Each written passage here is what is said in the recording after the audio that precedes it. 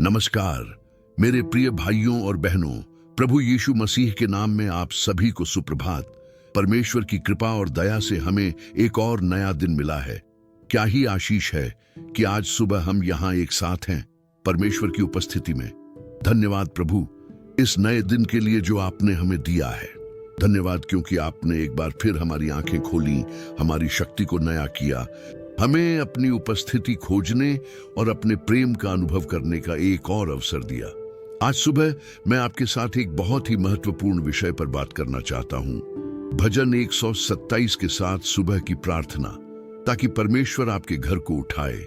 मैं विश्वास करता हूं कि यह सुबह परमेश्वर के निर्माण और उसकी स्थापना से चिह्नित होगी। प्रभु का हमारे लिए आज एक विशेष वचन है। परमेश्वर का वचन भजन 127 के पहले पद में कहता है, यदि यहोवा घर को न बनाए तो बनाने वाले व्यर्थ परिश्रम करते हैं, और यदि यहोवा नगर की रक्षा न करे तो रखवाले व्यर्थ जागते रहते हैं। यह कितना शक्तिशाली सत्य है। हमारे सभी प्रयास, हमारी सारी मेहनत, हमारी सारी योजनाएं व्यर्थ हैं यदि परमेश्वर उनमें नहीं है। आज हम यह समझने जा रहे हैं कि परमेश्वर को ही हमारे घर का निर्माता होना चाहिए। इससे पहले कि हम इस प्रार्थना को शुरू करें, मैं आपको विश्वास की एक घोषणा करने के लिए आमंत्रित करना चाहता हूं। कमेंट्स में लिखिए, मैं विश्वास करता हूं कि परमेश्वर मेरे घर का निर्माता है। अपनी प्रार्थना की विनती भी छोड़ दीजिए, ताकि हम आपको और आपकी जरूरत को अपने मध्यस्थता में शामिल कर सकें। और यदि आपने अभी तक सब्सक्राइब नहीं किया है तो अभी सब्सक्राइब करें और घंटी को एक्टिवेट करें। हम हर दिन यहाँ परमेश्वर की उपस्थिति की खोज में एक साथ हैं। अब अपने हृदय को शांत करें, ध्यान भटकाने वाली बातों को चुप कराएं। इस दिन को प्रभु के हाथों में सौंप दें और मेरे साथ इस प्रार्थना में शामिल हों। आइए प्रार्थना करें। हे प्रभु, हमारे परमेश्वर, प्रेम और अनंत दया के पिता, प्रिय पिता, सर्वशक्तिमान परमेश्वर, हम इस बुधवार की सुबह आपकी आराधना करते हैं। इस नए दिन के लिए धन्यवाद जो आपने हमें दिया है। धन्यवाद क्योंकि हम जीवित उठे, क्योंकि हमारे फेफड़े सांस लेते हैं, क्योंकि हमारा दिल धड़कता है, क्योंकि हमारे पास आपके नाम को महिमा मंडित करने का एक और मौका है। आपकी दया के लिए धन्यवाद जो हर सुबह नई होती है। धन्यवाद क्योंकि आपकी दया हर दिन नई है। महान है आपकी विश्वास योग्यता प्रभु। हम पहचानते हैं पिता कि आपके बिना हम कुछ भी नहीं हैं, कि जीवन का हर पल आपका उपहार है, कि हर अवसर आपके उदार हाथों से आता है। इस सुबह हम सबसे पहले आपको खोजना चुनते हैं। हम इस दिन को आपकी उपस्थिति में शुरू करना चुनते हैं। हम आपको सब कुछ के केंद्र में रखना चुनते हैं। प्रिय पिता, आज हम आपसे इस विषय के बारे में बात करना चाहते हैं कि आप हमारे घर के निर्माता हों। हम जानते हैं कि मसीही जीवन में घर केवल ईंटों और पत्थरों की इमारत नहीं है, बल्कि यह हमारा परिवार है, हमारे रिश्ते हैं, हमारा जीवन है, हमारा भविष्य है। और इस सुबह हम पहचानते हैं कि हमें आपकी जरूरत है कि आप हमारे घर की नींव रखें, दीवारें उठाएं और छत लगाएं। जैसा कि आपका वचन भजन 127 के पहले पद में कहता है, यदि यहोवा घर को न बनाए तो बनाने वाले व्यर्थ परिश्रम करते हैं, और यदि यहोवा नगर की रक्षा न करे तो रखवाले व्यर्थ जागते रहते हैं। प्रभु, हम चाहते हैं कि यह सत्य आज हमारे दिलों में गहराई से प्रवेश करे, कि यह सच्चाई हमारे जीवन को बदल दे। पिता, हम पहचानते हैं कि कितनी बार हमने अपनी ताकत पर भरोसा किया है। कितनी बार प्रभु हमने सोचा कि हम अपने घर को अपनी मेहनत से बना सकते हैं। कितनी बार हमने योजनाएं बनाई, रणनीतियां बनाई, दिन रात काम किया, लेकिन आपसे सलाह नहीं ली। कितनी बार हमने पैसे कमाने में, करियर बनाने में, घर खरीदने में इतना व्यस्त हो गए कि हम आपको भूल गए। हम अपने बच्चों को सब कुछ देना चाहते हैं, लेकिन उन्हें आपकी शिक्षा देना भूल जाते हैं। हम एक खूबसूरत घर चाहते हैं, लेकिन एक पवित्र घर नहीं। हम सफलता चाहते हैं, लेकिन आपकी आशीष नहीं। आज पिता, हम इस सब के लिए माफी मांगते हैं, लेकिन आज पिता हम बदलना चाहते हैं। हम चाहते हैं कि आप हमारे जीवन के हर क्षेत्र में पहले स्थान पर हों। हम चाहते हैं कि आप हमारे घर के सच्चे निर्माता बने। प्रभु, हम प्रार्थना करते हैं कि आप हमारे घर की नींव रखें, कि आप अपने वचन पर, अपने सिद्धांतों पर, अपनी सच्चाई पर हमारे परिवार की नींव रखें, कि आपकी आत्मा हमारे घर में वास करे और हमारे परिवार को पवित्र करे। हम यह भी प्रार्थना करते हैं कि आप हमारी शादी को मजबूत करें, कि पति और पत्नी के बीच प्रेम, सम्मान और एकता हो, कि वे एक दूसरे को वैसे ही प्यार करें जैसे मसीह ने कलीसिया से प्यार किया। हम प्रार्थना करते हैं पिता कि आप हमारे बच्चों को आशीष दें, कि वे आपके ज्ञान और आपके भय में बड़े हों, कि वे दुनिया के रास्तों को नहीं बल्कि आपके रास्तों को चुनें। हम प्रार्थना करते हैं कि हमारे घर में शांति हो, कि कलह और विवाद दूर हों, कि क्षमा और समझ हो, कि हर दिन हम आपकी उपस्थिति का अनुभव करें। हम यह भी प्रार्थना करते हैं कि आप हमारे घर को बुराई से बचाएं, कि शैतान के हमले असफल हों, कि आपके स्वर्गदूत हमारे चारों ओर डेरा डालें, जैसा कि नीति वचन 24 अध्याय 3 और 4 पद में लिखा है, घर बुद्धि से बनता है और समझ से स्थिर होता है, और ज्ञान से कोठरियां सब प्रकार के बहुमूल्य और मनभावने धन से भर जाती हैं। प्रभु हमें बुद्धि दीजिए, हमें समझ दीजिए, हमें ज्ञान दीजिए कि हम अपने घर का निर्माण सही तरीके से करें। और मत्ती 7 अध्याय 24वें और 25वें पद में यीशु ने कहा, इसलिए जो कोई मेरी ये बातें सुनकर उन्हें मानता है वह उस बुद्धिमान मनुष्य के समान ठहरेगा जिसने अपना घर चट्टान पर बनाया, और मेघ बरसा और बाढ़ आई और आंधियां चलीं और उस घर पर टक्करें मारी, परंतु वह नहीं गिरा क्योंकि उसकी नींव चट्टान पर डाली गई थी। हे प्रभु, हम अपने घर को चट्टान पर बनाना चाहते हैं। हम अपने घर को आप पर बनाना चाहते हैं। हम अपने घर को आपके वचन पर बनाना चाहते हैं, ताकि जब जीवन में तूफान आए, जब परीक्षाएं आए, जब कठिनाइयां आए, तो हमारा घर टिका रहे। पिता, आज हम घोषणा करते हैं कि हम आपको हमारे घर का निर्माता बनाएंगे। हम घोषणा करते हैं कि हम अपने निर्णयों में आपसे सलाह लेंगे। हम घोषणा करते हैं कि हम अपने परिवार को आपकी शिक्षाओं में पालेंगे।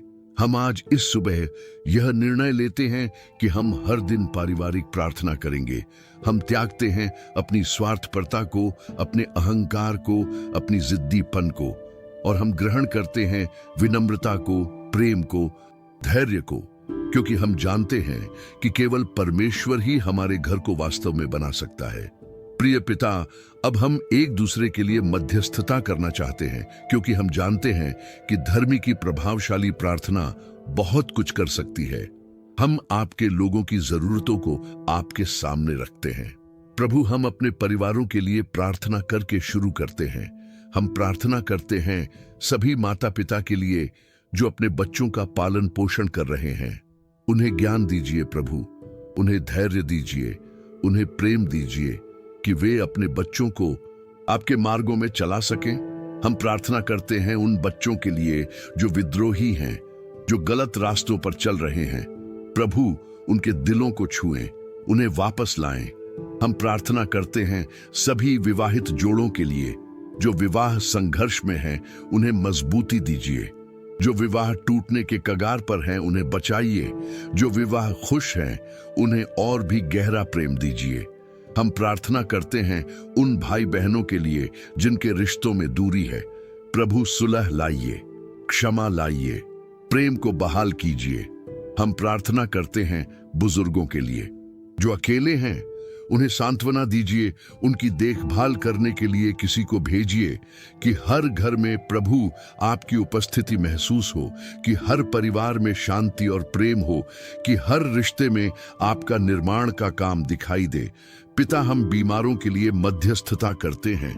हम प्रार्थना करते हैं उन लोगों के लिए जो शारीरिक बीमारियों से पीड़ित हैं, कैंसर से, मधुमेह से, हृदय रोग से, गुर्दे की समस्याओं से।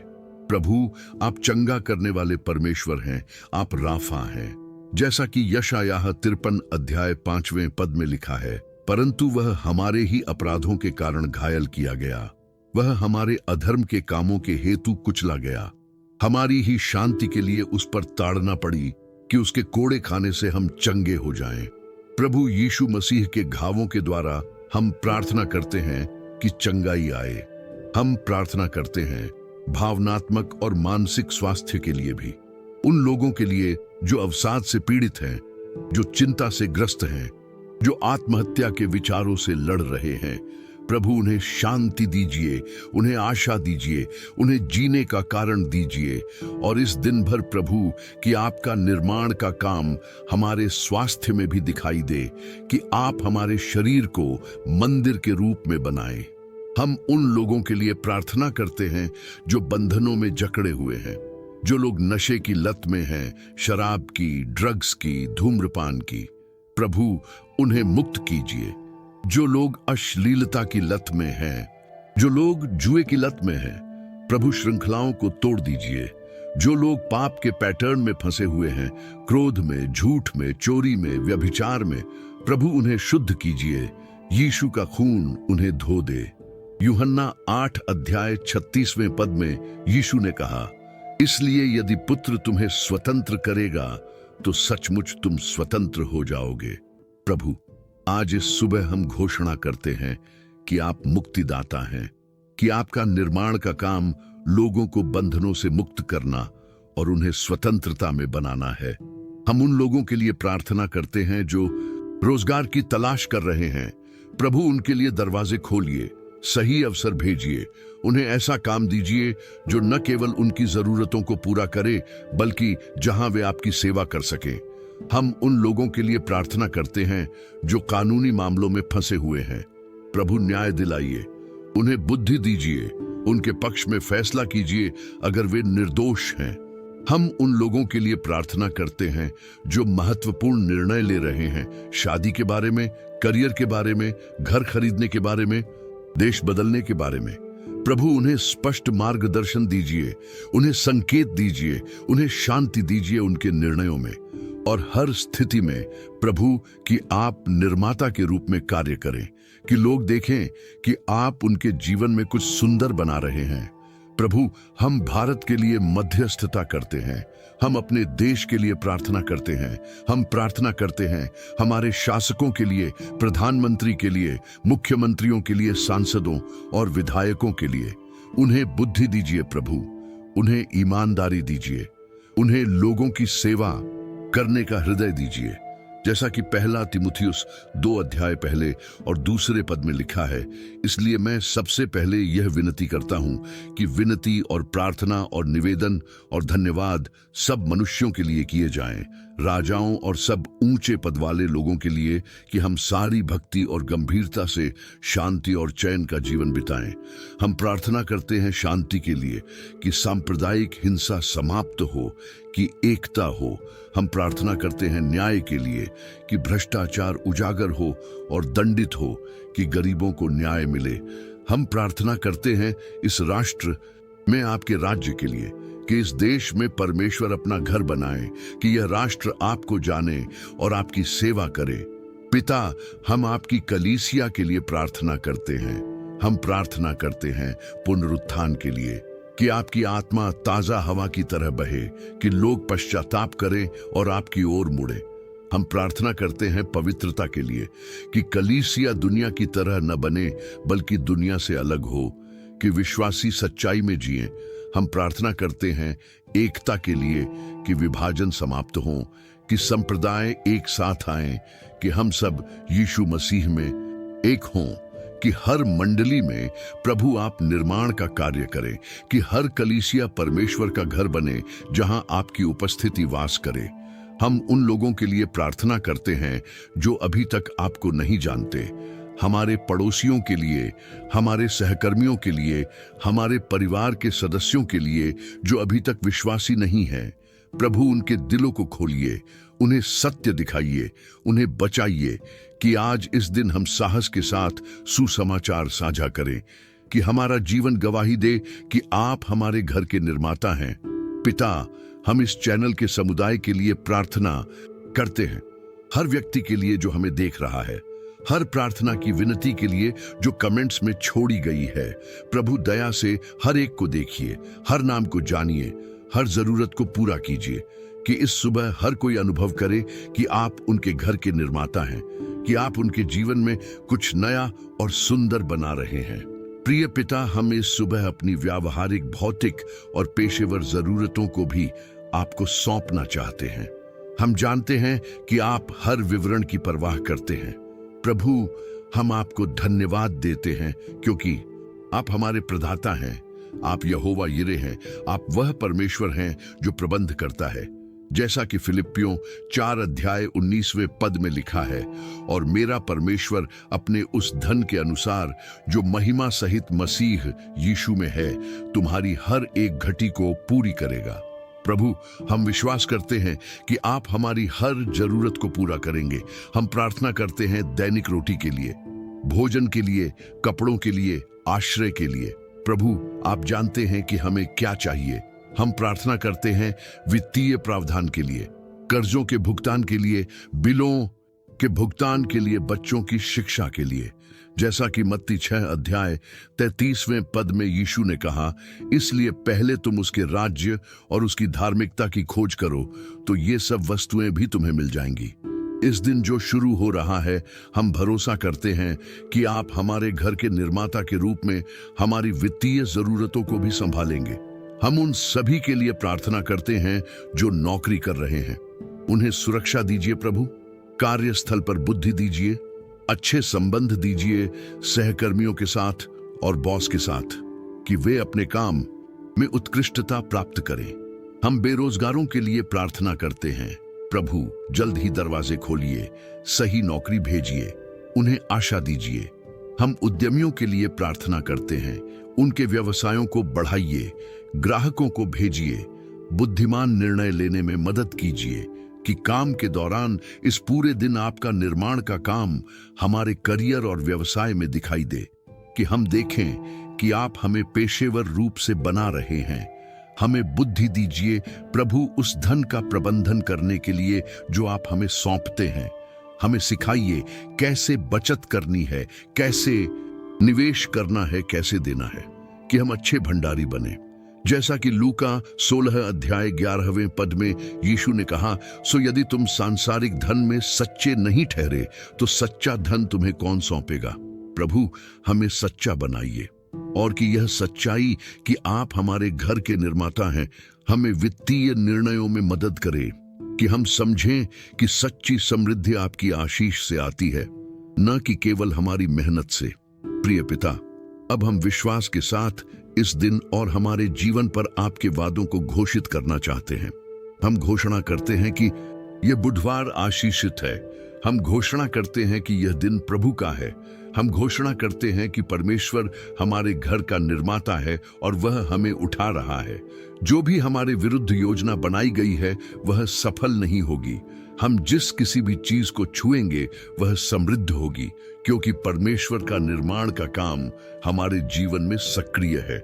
जैसा कि भजन 128 में लिखा है, धन्य है हर एक जो यहोवा का भय मानता है और उसके मार्गों पर चलता है।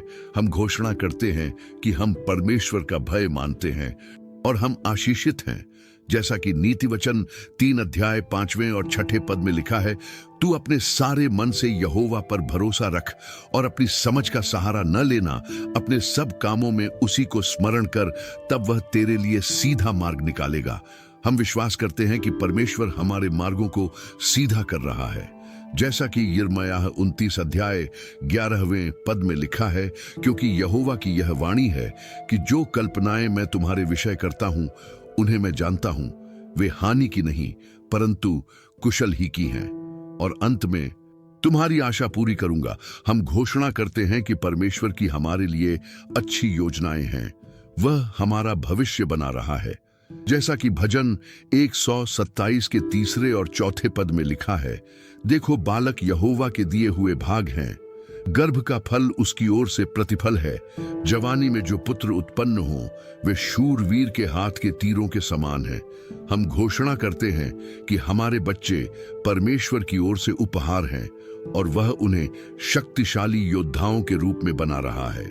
जैसा कि रोमियो 8 अध्याय 28वें पद में लिखा है, और हम जानते हैं कि जो लोग परमेश्वर से प्रेम रखते हैं उनके लिए सब बातें मिलकर भलाई ही को उत्पन्न करती हैं। हम विश्वास करते हैं कि हर चीज हमारी भलाई के लिए मिलकर काम कर रही है, क्योंकि परमेश्वर हमारे जीवन में कुछ सुंदर बना रहा है।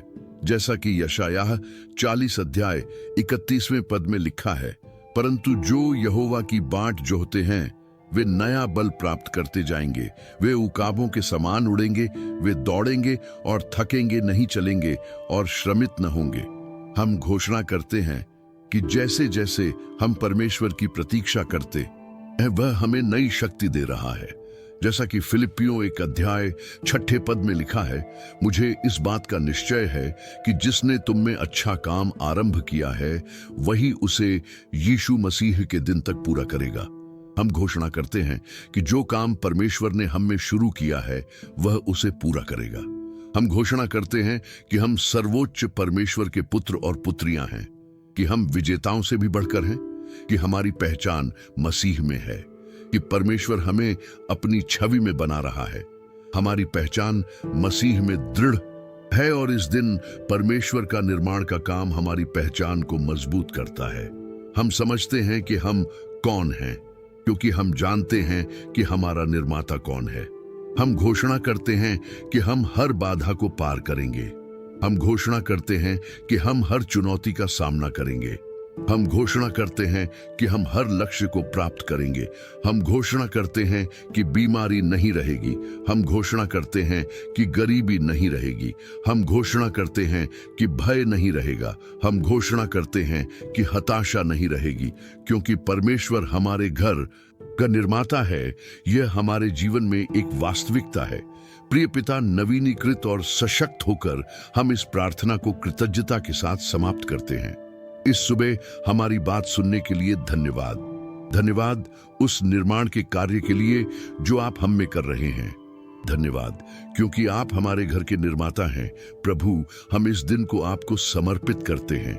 हर घंटा जो आएगा, हर कार्य जो हम करेंगे, हर शब्द जो हम बोलेंगे, हर निर्णय जो हम लेंगे, इस पूरे दिन के दौरान कि हमारे शब्द आपके निर्माण के काम को प्रतिबिंबित करें, कि हमारे दृष्टिकोण आपके निर्माण के काम को प्रदर्शित करें, कि हमारे विचार आपके निर्माण के काम द्वारा निर्देशित हों, कि हमारे विकल्प आपका सम्मान करें, कि आपकी पवित्र आत्मा हमारे दिल से बात करती रहे, न केवल अभी बल्कि इस पूरे दिन भर, कि यह सच्चाई कि आप हमारे घर के निर्माता हैं हमारे जीवन में एक निरंतर वास्तविकता बनी रहे।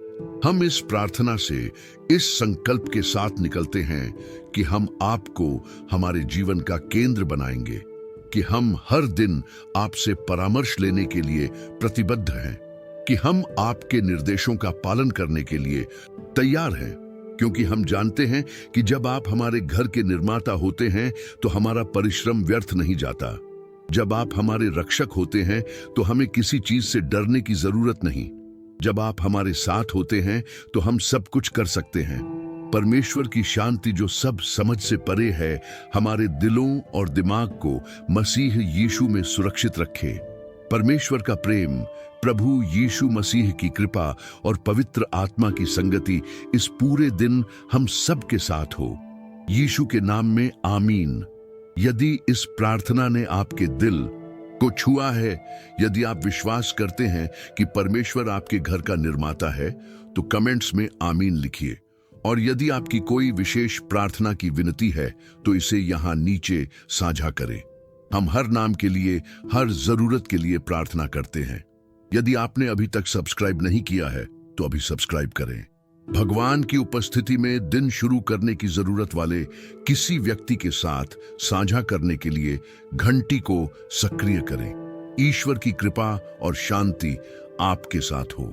आपका दिन आशीर्वादित हो। परमेश्वर के निर्माण के कार्य से भरा हुआ दिन, प्रभु की उपस्थिति में एक दिन।